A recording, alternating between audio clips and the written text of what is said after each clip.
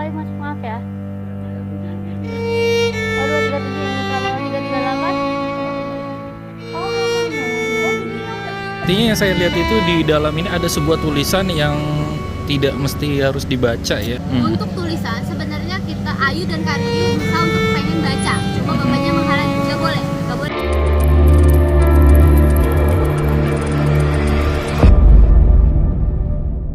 Halo, assalamualaikum warahmatullahi wabarakatuh. Ketemu lagi dengan saya Sandi di channel Susana TV. Pada sore hari ini saya berada di rumahnya Pak Cecep ya. Saya nanti akan bertanya-tanya sama Kak Ayu yang sudah pernah masuk ke dalam, bagaimana kondisi di dalam ya. Nanti kita tanya-tanya dan ada apa aja di dalam. Ikuti saya. Oke, jadi saya ketemu Kak Ayu nih teman-teman yang sudah pernah masuk ke dalam rumahnya Pak Cecep ya teman-teman. Nah, kita akan bertanya-tanya bagaimana kondisi di dalam rumahnya Pak Cecep nih Kak Ayu. Oke, kondisi di dalam rumahnya Pak Cecep ya. Jadi yang pertama kali Ayu lihat itu kondisi di dalamnya memang masih bersih dan kelihatan memang masih dirawat ya Kak Sandi. Tapi memang hanya beberapa bagian.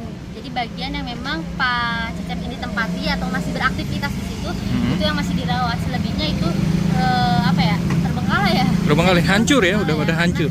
Pinggirnya roboh, di sananya juga udah berdebu, udah ini itu gitu loh. Jadi sebagian terbengkalai dan dia juga sebenarnya saat ini lagi kebingungan Kak. Jadi dia tuh kepengen bikin rumahnya seperti dulu lagi, bersih, bagus gitu loh. Tapi karena keterbatasan jadi akhirnya dia hanya bisa merawat sebagian aja rumahnya gitu loh. Seperti itu. Terus suasana di dalam itu seperti apa sih? Oke. Soal suasana ya, mungkin suasananya dingin ya. Maksudnya dingin tuh aku kan pertama kali ketemu masuk ke sana ya. Karena banyak barang-barang yang mungkin asing juga Ayu lihat ya. Banyak barang-barang yang asing dan agak horor ya kalau aku harus mendeskripsikan gitu kan. Pertama karena kurangnya pencahayaan, kedua juga banyak barang-barang yang barang-barang antik yang bikin creepy gitu loh. Jadi suasana di dalam rumahnya ini agak ngeri sih, karena kan pada saat itu aku sama Karini masuk pun cuma ditemenin sama Pak Bambang gitu loh. Jadi nggak ada tim kreator laki-laki yang mendampingi gitu. Jadi aku masih agak was-was gitu. Was-was ya. Suasananya agak ngeri-ngeri, sedep lah ya. Iya. Kayak gitu. Di video Kak Ayu kan saya lihat ini Kak Ayu. Nah di situ ada pohon besar dan ada sebuah patung ya. Betul sekali. Nah itu kira-kira itu saya melihat itu ada sebuah energi ya. Gimana sih kalau menurut Kak Ayu sendiri itu merasakan sesuatu nggak sih di pohon tersebut itu? Oke. Kalau merasakan sesuatu udah pasti ya kayak agak merinding pastinya. Merinding, karena ya? Pas Ayu masuk di situ kan emang kurang banget pencahayaan ya. Pertama kurang pencahayaan, terus juga pohonnya udah gede banget, akarnya juga udah merambat dan patungnya itu bikin ngeri. Jadi bukan hanya ada patung itu doang Kak, jadi sebelah kirinya ini banyak banget patung-patung lain. Cuma memang berukuran yang agak kecil ya, tapi kecil. Tapi banyak, jadi itu menambah nuansa seremnya ya kayak. Nuansa mistis ya. Apalagi waktu Pak Cecep ini bilang kalau di atas ada temen saya. Nah di atas itu posisinya itu di pinggir pohon beringin. Nah itu aku makin wah serem juga, cuma ya balik lagi ya, aku percaya lah gitu. Aku percaya kesana itu pasti aku dalam lindungan gitu kan, gak mungkin enggak gitu. Jadi di situ aku tetap fokus dengan niat dan tujuan aku di awal, ingin membantu Pak Cecep ya. Dan harus mendalami dulu kan seperti itu. Menurut tanggapannya Kak Ayu sendiri bagaimana nih untuk Pak Cecep? Oke, baik.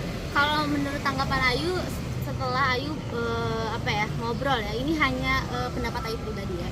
Jadi kalau menurut Pak Cecep itu banyak yang bilang kan kayak depresi atau kayak gimana gitu ya. Bisa jadi, cuma mungkin itu kan ada tahapan-tahapan ya. Cuma yang Ayu lihat saat ini Pak Cecep mungkin hanya kesepian ya, dan Pak Cecep ini hanya kesepian dan memang menurut cerita yang dia ceritakan ke Ayu dan Karini, dia itu dulunya memang sempat kebingungan akan kepribadian dia gitu loh. Karena dia dididik dengan dua kepribadian.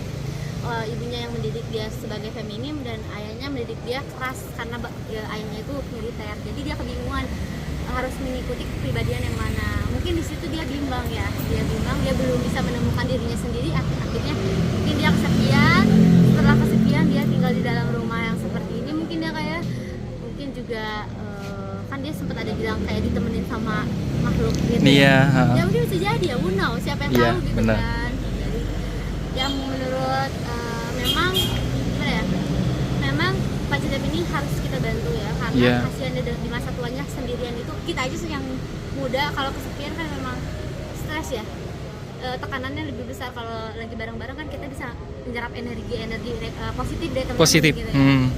Jadi patut untuk dibantu. Cuma kalau untuk masalah depresi atau enggaknya itu aku belum bisa ngomong ya. Cuma Iya. untuk